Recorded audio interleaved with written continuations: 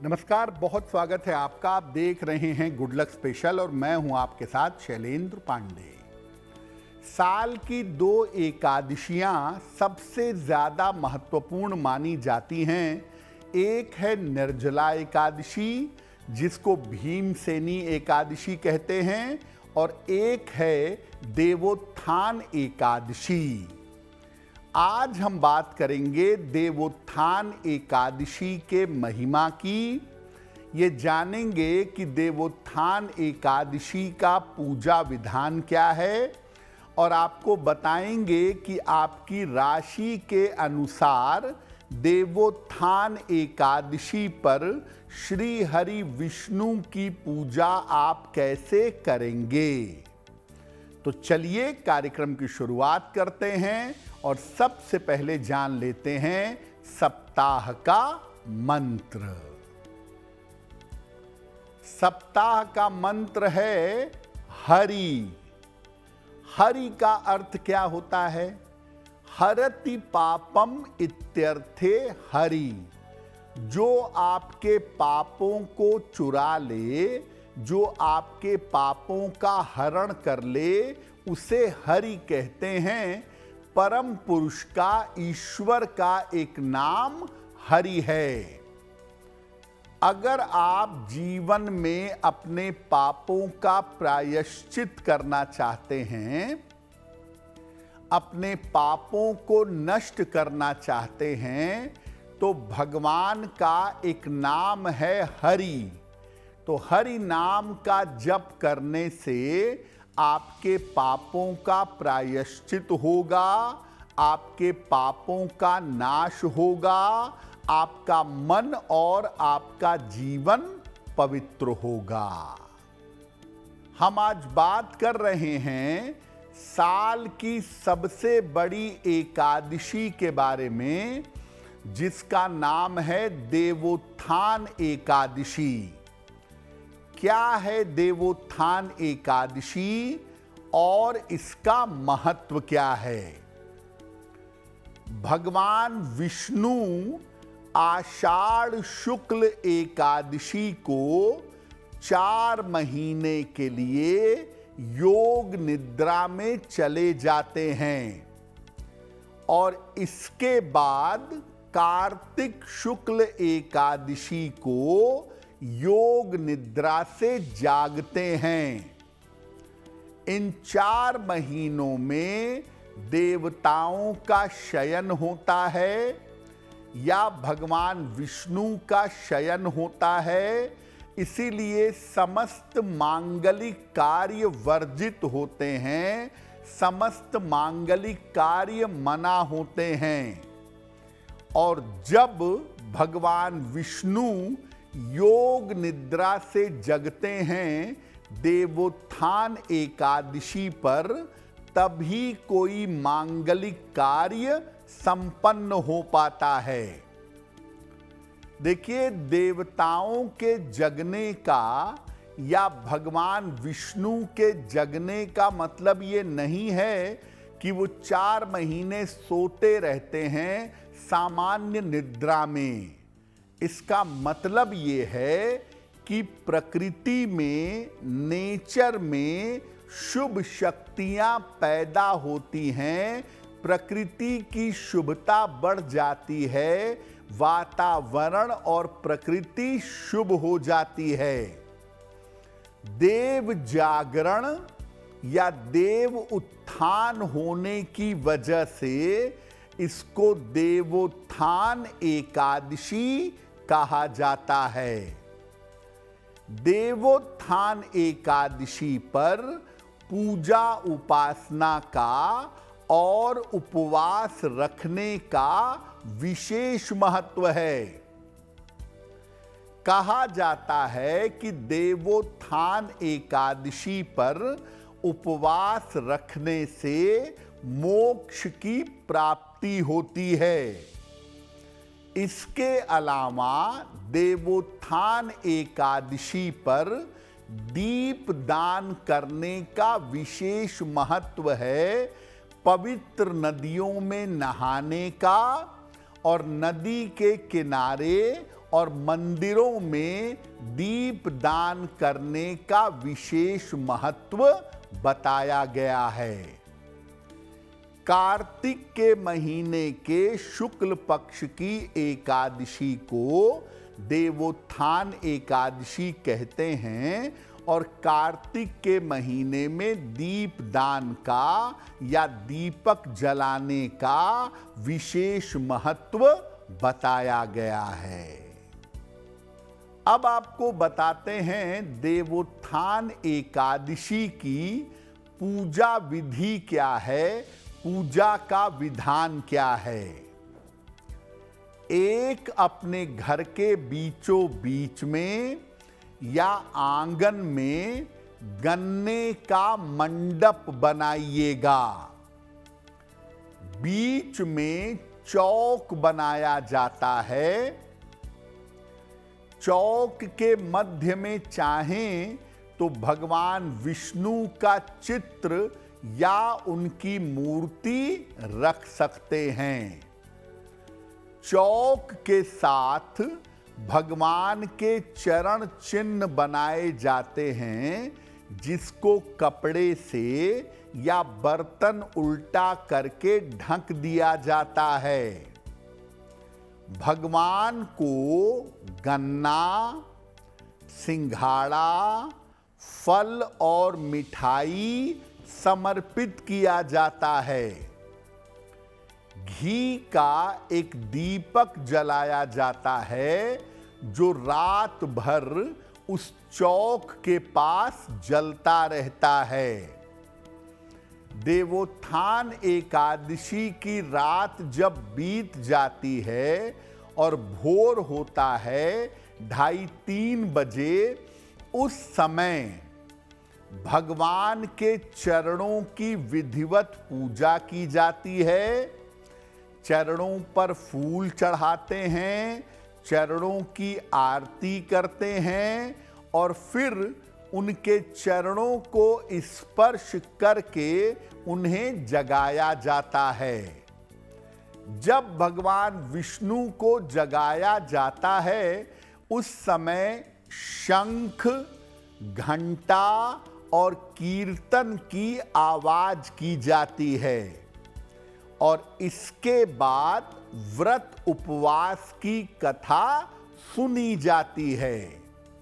भगवान के मंत्रों का जप किया जाता है या भगवान की स्तुति की जाती है और भगवान की आरती की जाती है। इसके बाद से सारे मंगल कार्य शुरू हो जाते हैं। देवोत्थान एकादशी पर उपवास रखना बड़ा जरूरी है। देखिए 3 शब्द होते हैं, एक होता है उपवास, एक होता है व्रत और एक होता है अनशन। हम लोग ज्यादातर अनशन करते हैं। अन अशन यानी अनाज का भोजन का न करना। हम लोग अनशन करते हैं, अनशन करते हैं, भोजन नहीं करेंगे। दूसरा होता है व्रत, कि मैंने संकल्प लिया है कि आज जब तक मैं पूजा नहीं कर लूंगा तब तक मैं भोजन नहीं करूंगा। ये होता है व्रत। शास्त्र अनशन की या व्रत की बात नहीं करता है, शास्त्र करता है उपवास की बात। उप का मतलब होता है निकट और वास का मतलब होता है रहना। तो उपवास का मतलब ये है कि आप अन्न ग्रहण मत करिए, आपकी इच्छा है। आप जल और फल का सेवन करिए या निर्जल उपवास रखिए, यानी भगवान के निकट दिन भर और रात भर रहने का प्रयास करिए। जब आपको मौका मिले, सुबह, दोपहर, शाम, रात भगवान के नाम का, उनके मंत्र का जप करिए। एकादशी पर केवल भोजन नहीं करेंगे, उससे काम नहीं बनेगा। एकादशी पर भोजन मत करिए, अन्न मत खाइए, लेकिन सुबह से रात तक जब आपको मौका मिले भगवान का नाम जप करिए, भगवान की स्तुति करिए और भगवान का ध्यान करिए, तब आपकी इस कठिन तपस्या की वजह से आप मुक्ति और मोक्ष के मार्ग पर चल पाएंगे। अब आपको बताते हैं कि देवोत्थान एकादशी के दिन किन बातों का ध्यान रखना चाहिए। देखिए, या तो निर्जल उपवास रखिए, जल भी मत पीजिए बिल्कुल, या केवल जलीय पदार्थों पर यानी जूस पी लें, फलों का रस पी लें, दूध पी लें, नींबू पानी पी लें, लिक्विड पदार्थों पर उपवास रखना चाहिए। अगर रोगी हैं, वृद्ध हैं, बालक हैं, बालिका हैं या बड़े ज्यादा व्यस्त हैं तो केवल एक वेला उपवास रखिए और फल का आहार ग्रहण करिए। अगर ये भी संभव ना हो तो आप इतना ध्यान रखिए कि एकादशी पर चावल और नमक नहीं खाना चाहिए। एकादशी पर जितना समय आपको मिले भगवान विष्णु या अपने इष्ट देव की उपासना करें, उनके नाम का, अपने इष्ट मंत्र का, अपने गुरु मंत्र का जप करें। और अगर आप एकादशी पर भोजन करते हैं, मान लिया मजबूरी है, स्वास्थ्य की वजह से भोजन करना जरूरी है, तो तामसिक आहार यानी प्याज, लहसुन, मांस, मदिरा, बासी भोजन बिल्कुल मत खाएं। और जितना ज्यादा से ज्यादा संभव हो देवोत्थान एकादशी पर ओम नमो भगवते वासुदेवाय, ओम नमो भगवते वासुदेवाय इस मंत्र का जप करें।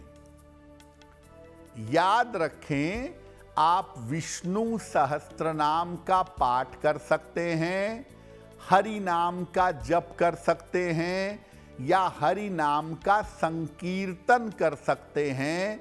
हरे राम राम राम हरे हरे, हरे कृष्ण कृष्ण कृष्ण हरे हरे। हरि नाम का संकीर्तन भी कर सकते हैं, हरि नाम का या हरे राम हरे कृष्ण या ओम नमो भगवते वासुदेवाय इस मंत्र का जप आपको ज्यादा से ज्यादा देवोत्थान एकादशी पर करना चाहिए। अब जितने दिन भगवान विष्णु योग निद्रा में रहते हैं उतने दिन शुभ और मंगल कार्य आपके बंद हो जाते हैं। तो आखिर देवोत्थान एकादशी से शुभ और मंगल कार्य आरंभ क्यों हो जाते हैं? देखिए, वास्तव में होता क्या है, देवताओं के जगने पर या भगवान विष्णु के जग जाने पर शुभ शक्तियां सक्रिय हो जाती हैं, चारों तरफ माहौल में शुभता आ जाती है, मन की स्थिति और शरीर की स्थिति बेहतर हो जाती है और ग्रहों की स्थिति भी विशेष अनुकूल हो जाती है। चूंकि चारों तरफ शुभता आ जाती है, मन और जीवन में शुभता प्रकट हो जाती है, ऐसी दशा में शुभ कार्य करने के परिणाम भी शुभ होते हैं। और अब 2 नवंबर को देवोत्थान एकादशी है। वास्तव में वैसे तो 2 दिनों तक है, 1 और 2 नवंबर को, लेकिन शास्त्र की मान्यता देखें तो 2 नवंबर को देवोत्थान एकादशी है। 2 नवंबर से अब 15 दिसंबर तक शुभ कार्य किए जा सकेंगे, शुभ कार्य हो सकेंगे। देवोत्थान एकादशी से चारों तरफ शुभ और मंगल कार्य शुरू हो जाते हैं। खास तौर से जिन लोगों का विवाह नहीं हो पा रहा है, अगर वो देवोत्थान एकादशी पर भगवान विष्णु की पूजा करें तो उनका विवाह शीघ्र होगा। तो अब आपको बताते हैं कि देवोत्थान एकादशी पर अलग अलग राशि के लोग इस बार क्या उपाय करें, चाहे लड़का हो चाहे लड़की हो, ताकि उसका विवाह जल्दी हो सके। बात करेंगे सबसे पहले मेष राशि की।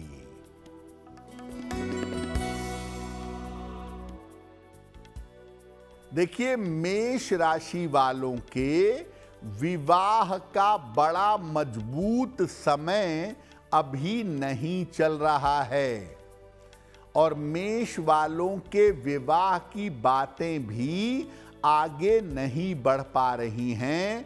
स्थितियां इनके विवाह तय होने के लिए या विवाह होने के लिए बहुत अनुकूल नहीं हैं। तो अगर आप मेष राशि के हैं, बालक हैं या बालिका हैं, तो क्या करेंगे? देवोत्थान एकादशी पर स्नान करके मध्य रात्रि में भगवान विष्णु के चरणों का दर्शन करेंगे। इसके बाद उनकी पूजा करेंगे, उनकी आरती करेंगे, गुड़ का भोग लगाएंगे उन्हें और इसे खाएंगे। अगर आप देवोत्थान एकादशी पर रात में जग करके ये उपाय करें और भगवान विष्णु से प्रार्थना करें तो आपका विवाह बहुत जल्दी संपन्न हो जाएगा।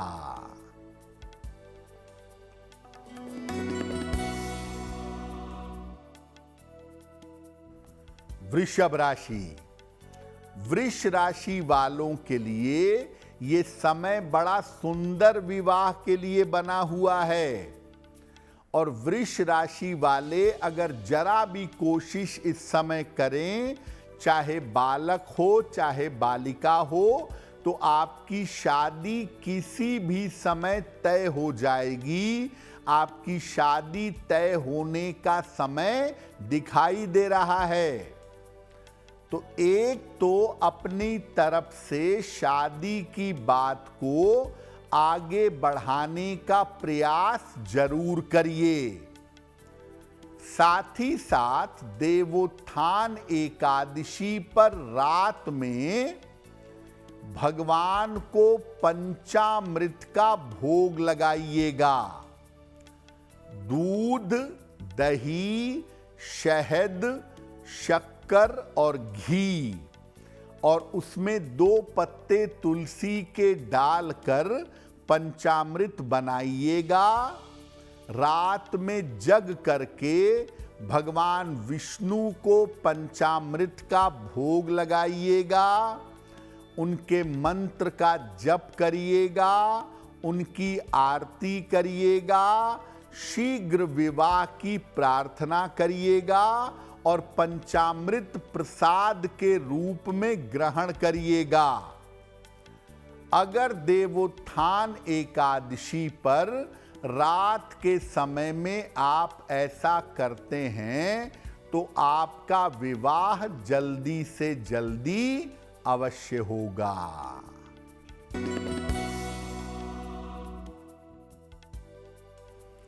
मिथुन राशि। मिथुन वालों के विवाह का योग इस समय 50-50 है, यानी बात तो बन सकती है लेकिन विवाह होने में वक्त लग सकता है। हो सकता है बात फाइनल हो जाए, लेकिन विवाह होने में समय लगे।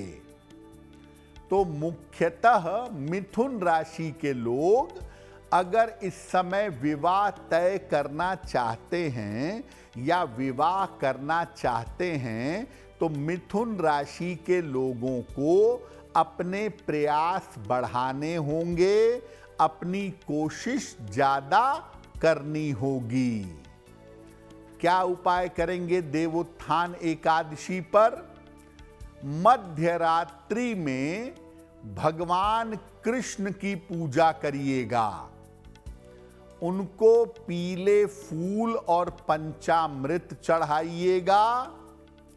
मधुराष्टक का अगर पाठ कर सकें तो इसका पाठ भी करिएगा, बहुत अच्छा होगा। और अंत में उनकी आरती करिएगा, और जो उनको भोग में तुलसी दल अर्पित किया था, उस तुलसी दल को प्रसाद के रूप में ग्रहण करिएगा। अगर मिथुन राशि के लोग देवोत्थान एकादशी पर ये उपाय करें तो निश्चित रूप से उनका विवाह फाइनल होगा और विवाह जल्दी होने की संभावना बन जाएगी।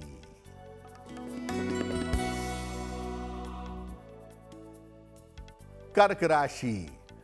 कर्क राशि के लोगों के विवाह का समय चल रहा है, और इस समय अगर कर्क राशि के लोग प्रयास करें तो उनका विवाह अवश्य ही फाइनल होगा। विवाह होने की बेहतरीन संभावना कर्क राशि वालों के लिए बनी हुई है। थोड़ा प्रयास बढ़ाने की जरूरत है।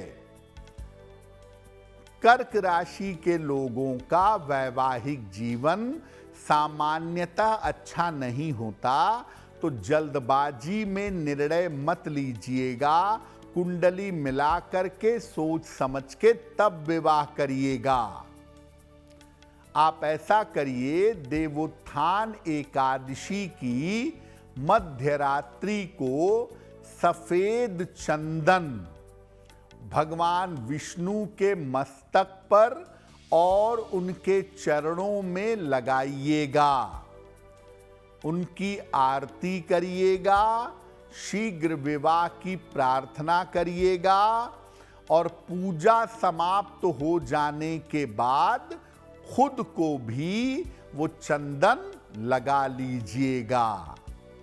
अगर आप देवोत्थान एकादशी की रात में ऐसा करते हैं और प्रार्थना करते हैं तो आपके विवाह का समय चल रहा है, विवाह आपका शीघ्र होगा।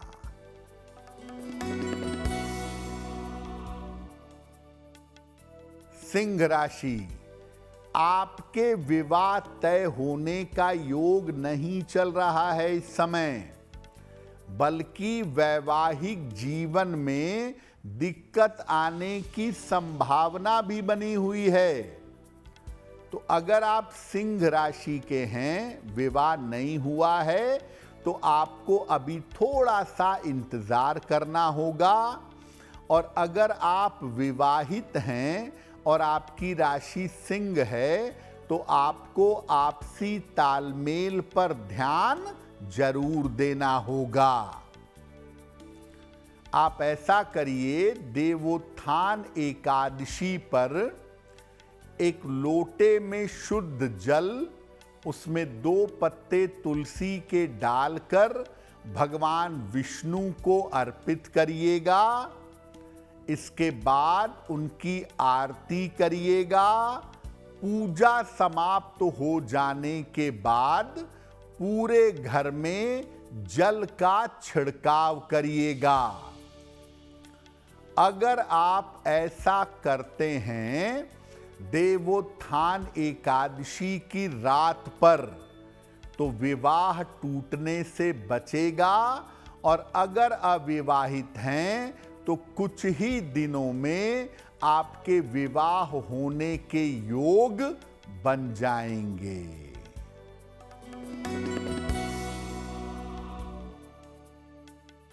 कन्या राशि, कन्या वालों के लिए भी विवाह तय होने का बड़ा मजबूत समय दिखाई दे रहा है।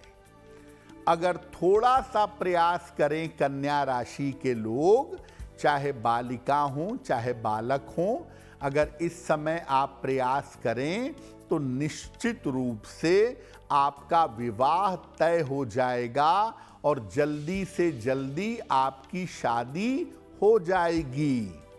तो कन्या वाले इस समय पूरी कोशिश करें कि उनका विवाह संभव हो जाए, क्योंकि सितारे उनका साथ दे रहे हैं।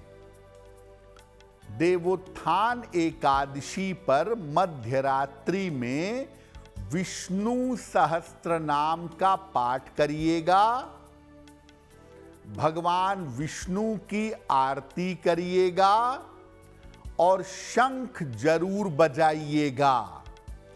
इसके बाद भगवान से प्रार्थना करिएगा कि आपका विवाह जल्दी से जल्दी संपन्न हो जाए।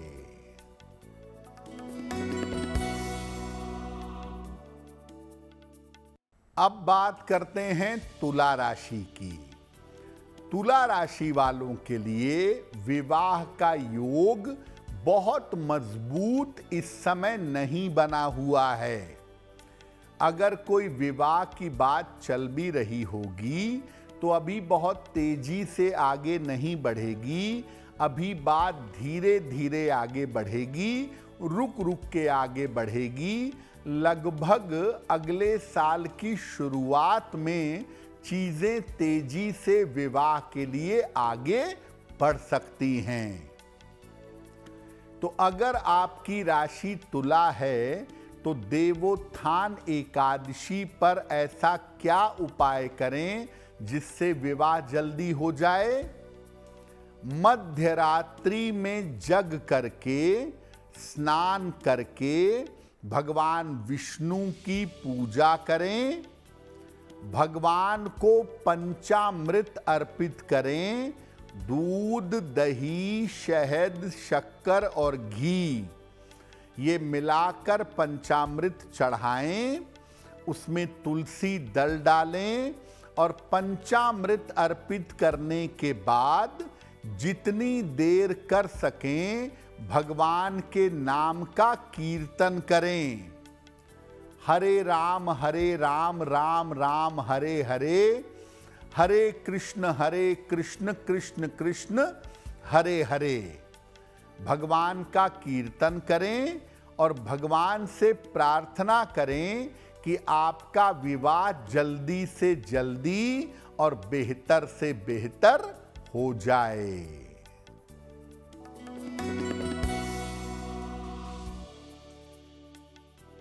वृश्चिक राशि, आपके विवाह का योग निश्चित रूप से बना हुआ है और अगर इस समय प्रयास किया जाए तो आपकी शादी जल्दी से जल्दी हो सकती है।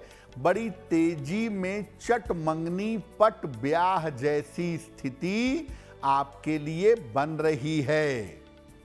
तो वृश्चिक वाले समय का पूरा प्रयोग करें और विवाह के लिए कोशिश करें। इस समय आपका विवाह जरूर हो सकता है या थोड़ा प्रयास करने से बात बन सकती है।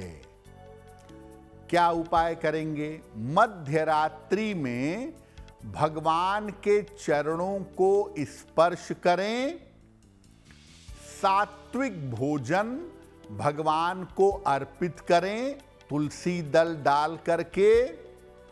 इसके बाद भगवान की आरती करें, उनसे प्रार्थना करें कि आपको शीघ्र विवाह का वरदान मिले और बाद में भोजन प्रसाद के रूप में ग्रहण करें। तो अगर वृश्चिक राशि के लोग ऐसा करते हैं तो निसंदेह उनका विवाह जल्दी से जल्दी संपन्न होगा।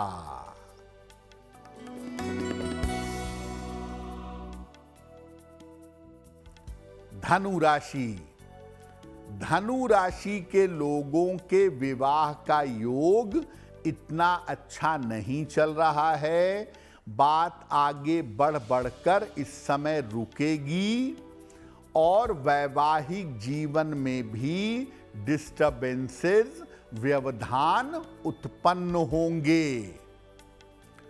तो धनु वालों के लिए शादी होने में अभी थोड़ा सा समय लगेगा। अभी चीजें इतनी फेवरेबल नहीं हैं। तो अगर आपकी राशि धनु है, आप बालक हैं या बालिका हैं और आप चाहते हैं कि आपका विवाह शीघ्र हो, तो भगवान को पीले वस्त्र अर्पित करिएगा। यानी मध्य रात्रि में जग करके भगवान विष्णु को पीला वस्त्र ओढ़ाइएगा, अर्पित करिएगा। इसके बाद भगवान की आरती करिएगा। भगवान से प्रार्थना करिएगा कि आपका विवाह जल्दी से जल्दी हो सके। अगले दिन सुबह जो भगवान विष्णु को पीला वस्त्र अर्पित किए थे, इसे सहेज करके अपने पास रखिएगा। अगर आप ऐसा करते हैं तो आने वाले समय में जरा भी संयोग बनेंगे, तुरंत आपका विवाह फाइनल हो जाएगा।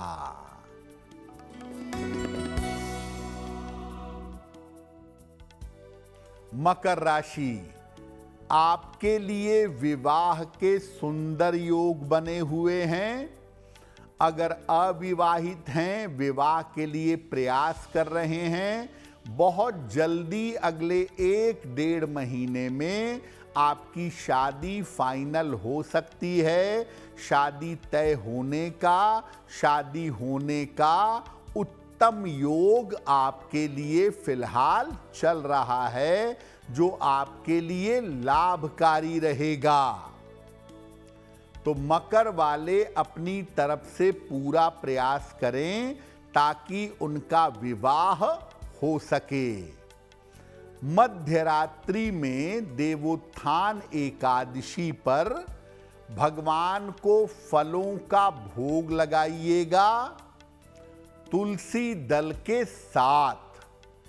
इसके बाद भगवान विष्णु की आरती करिएगा, उनसे शीघ्र विवाह की प्रार्थना करिएगा और फलों को प्रसाद के रूप में ग्रहण करिएगा। अगर ये छोटा सा उपाय आप देवोत्थान एकादशी की रात को कर लेते हैं, तो आपके विवाह का सुंदर योग और भी बेहतर होगा। फटाफट आपकी शादी हो जाएगी।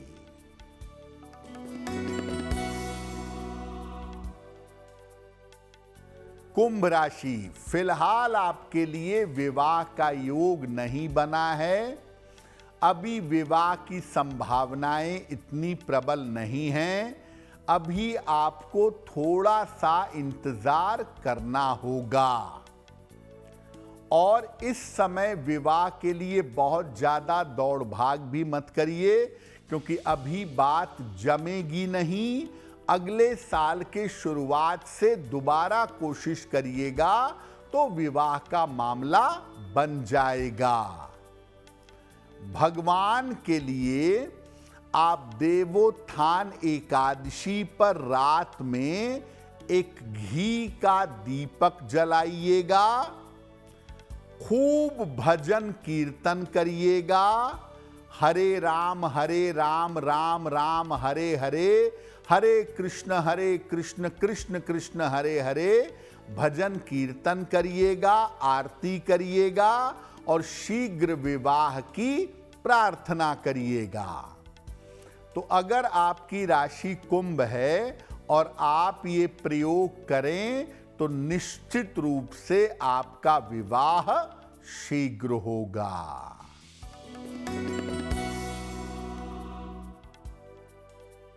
मीन राशि, विवाह के योग आपके लिए निश्चित रूप से बने हुए हैं और थोड़ा भी प्रयास करने पर इस समय आपकी शादी तुरंत हो सकती है, तुरंत तय हो और तुरंत हो जाए, ये संभावना बनती है। आप ऐसा करिए, देवोत्थान एकादशी पर रात में भगवान को ढेर सारे फूल अर्पित करिएगा। अलग अलग फूल, गेंदा है, गुलाब है, कमल है, अलग अलग फूल उनको अर्पित करिएगा और उनके चरणों को स्पर्श करके अपनी गलतियों की क्षमा मांगिएगा और आरती करके उनसे प्रार्थना करिएगा कि आपका विवाह जल्दी से जल्दी संपन्न हो जाए। तो मीन वालों की शादी का समय तो चल ही रहा है। अगर ये छोटा सा उपाय कर लें तो उनकी शादी इस समय फटाफट हो सकती है। देखिए, देवोत्थान एकादशी पर आपको एक विशेष प्रयोग बताते हैं। उस प्रयोग को करके आप अपनी किसी भी मनोकामना को पूरी कर सकते हैं, बशर्ते कि वो मनोकामना जेन्युइन हो और सही हो। अब आप मनोकामना करिए कि कल से सूरज पश्चिम से निकलने लगे, तो वो मनोकामना पूरी नहीं हो पाएगी। जो जेन्युइन मनोकामना है, वास्तव में जिसकी जरूरत है, ऐसी मनोकामना आपकी अवश्य पूरी होगी। देवोत्थान एकादशी पर मध्यरात्रि के बाद भगवान विष्णु के चरणों की पूजा करें, फूल चढ़ाएं, आरती करें, भगवान विष्णु से कृपा करने की प्रार्थना करें और सबसे अंत में उनके चरणों पर अपने दोनों हाथ रखिए और जो आपकी मनोकामना है उसके लिए प्रार्थना करिए कि मेरा विवाह शीघ्र हो जाए, मुझे संतान की प्राप्ति हो जाए, मेरी आर्थिक स्थिति बेहतर हो जाए, मेरे जीवन की मुश्किलें कम हो जाएं। जो भी प्रार्थना है वो उनके चरणों को छू करके आप देवोत्थान एकादशी की रात को करिएगा।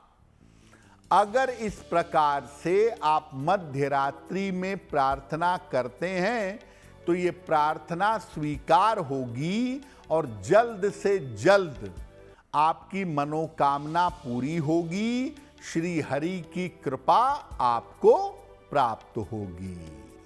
तो गुड लक स्पेशल में आज के लिए बस इतना ही। आपका आने वाला सप्ताह शुभ हो, मंगलमय हो, इसी कामना के साथ मुझे दीजिए इजाजत।